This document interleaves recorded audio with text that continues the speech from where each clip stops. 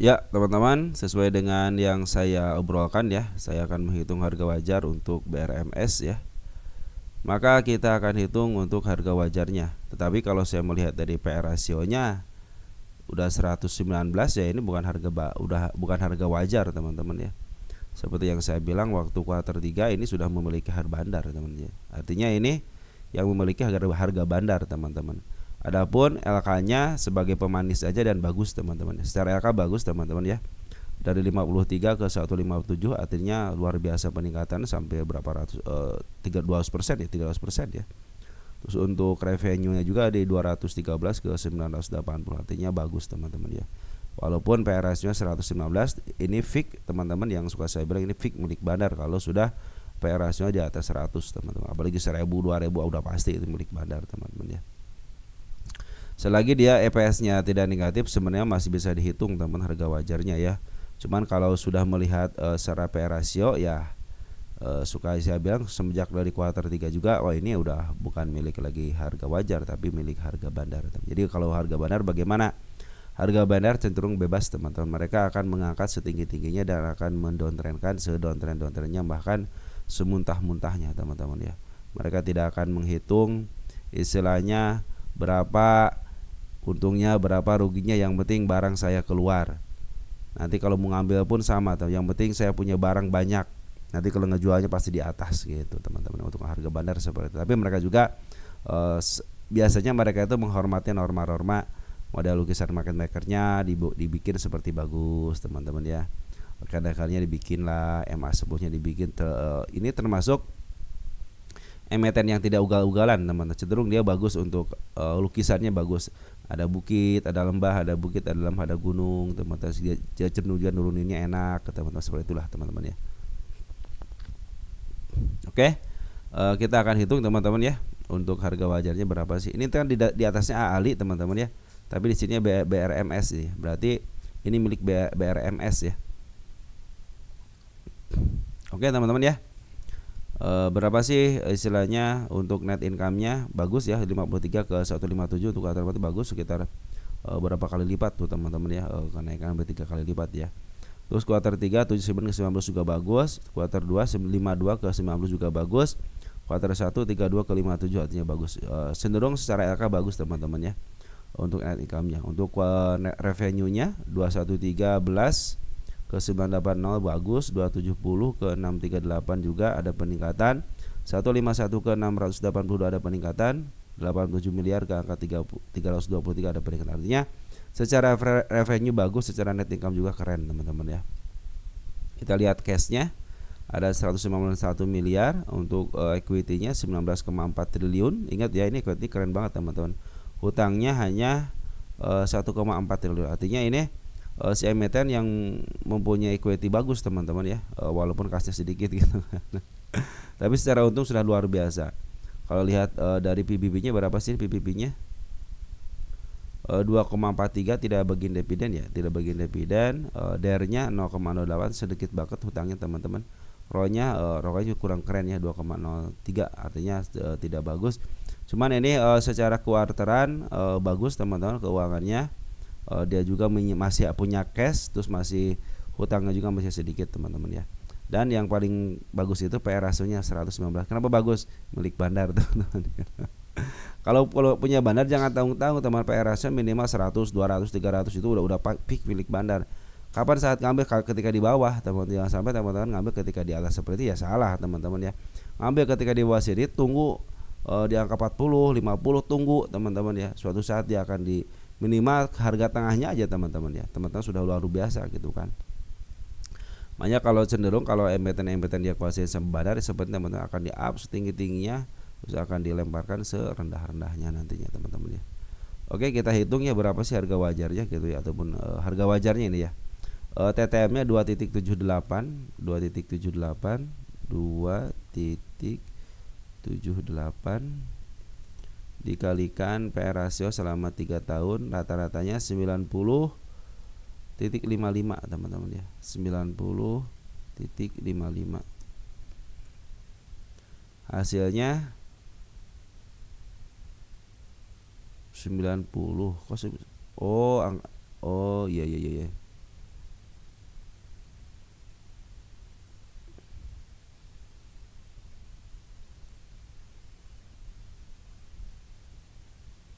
Lupa teman-teman. Punya saya angka 9-nya kurang kurang macet teman-teman. Ini hasilnya 2700 2.78 dikali 90,55, hasilnya itu 251 teman-teman ya, untuk harga wajarnya teman-teman ya. Kita akan hitung lagi satu metode lagi. Kita pakai metode PBP ya. Harga bukunya berapa? 13686 136.86 ya, dikali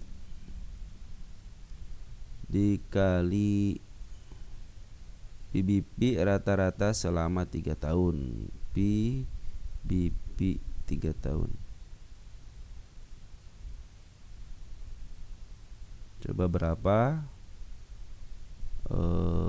PBB-nya? 1.68 sama dengan di 229, artinya cenderung di angka 200-an teman-teman ya. Kita akan catat dulu di sini teman-teman ya, biar kelihatan ya. Nah teman-teman sudah dihitung, sudah dimasukin ke sini ya. Nah, ini harga wajarnya 251 sama 229, artinya cenderung lebih meningkat sih teman-teman ya.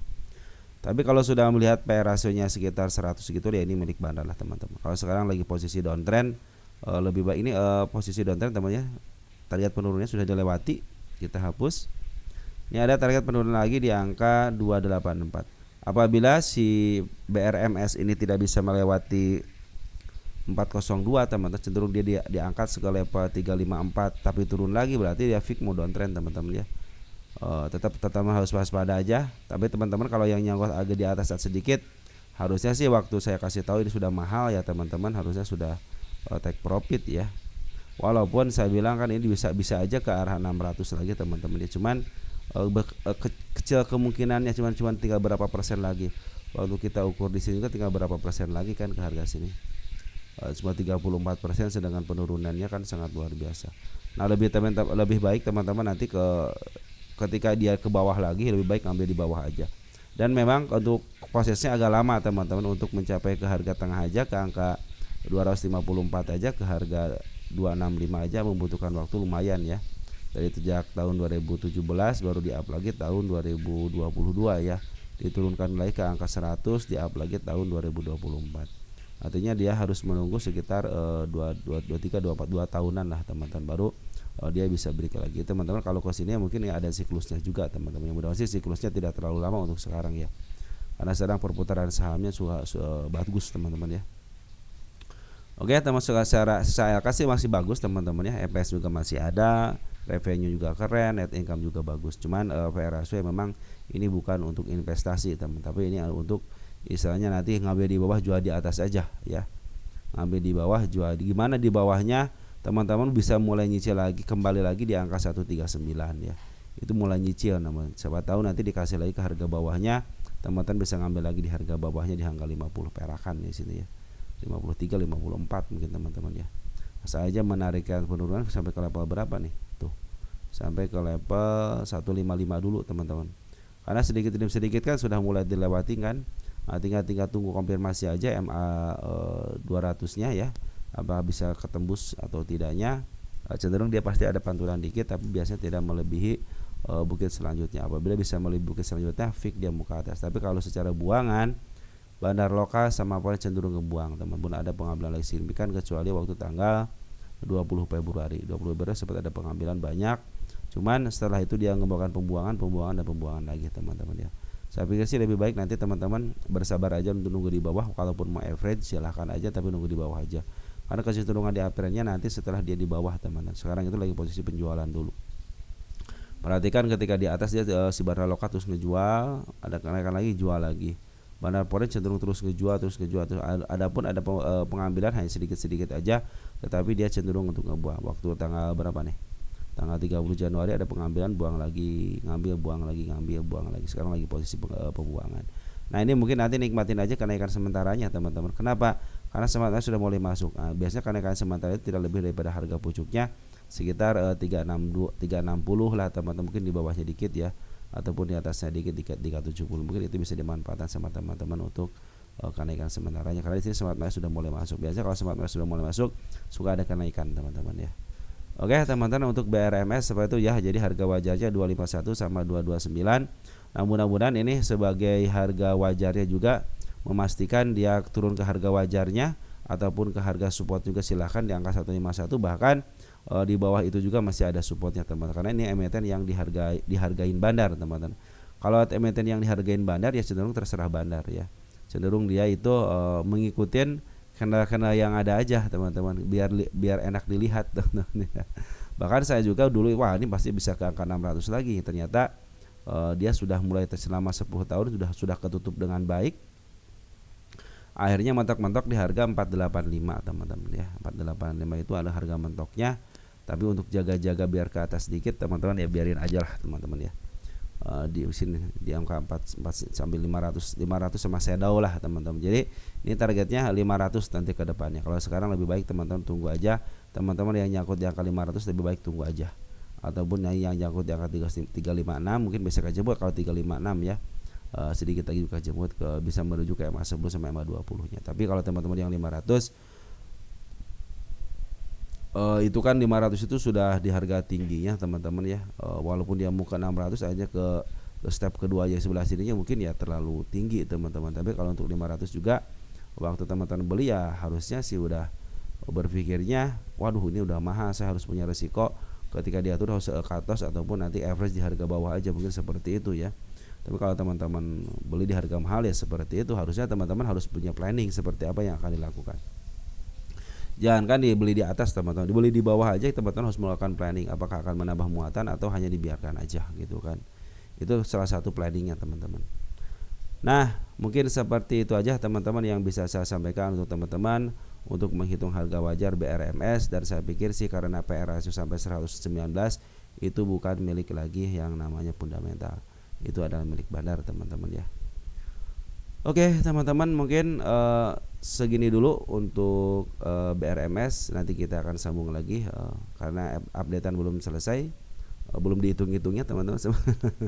Maka kita akan update nanti mungkin setelah jam 5:30 lebih dikit mungkin ada yang sudah update teman-teman emiten-emitennya. Sekian dan terima kasih dari saya. Salam untuk keluarga di rumah dan ciao.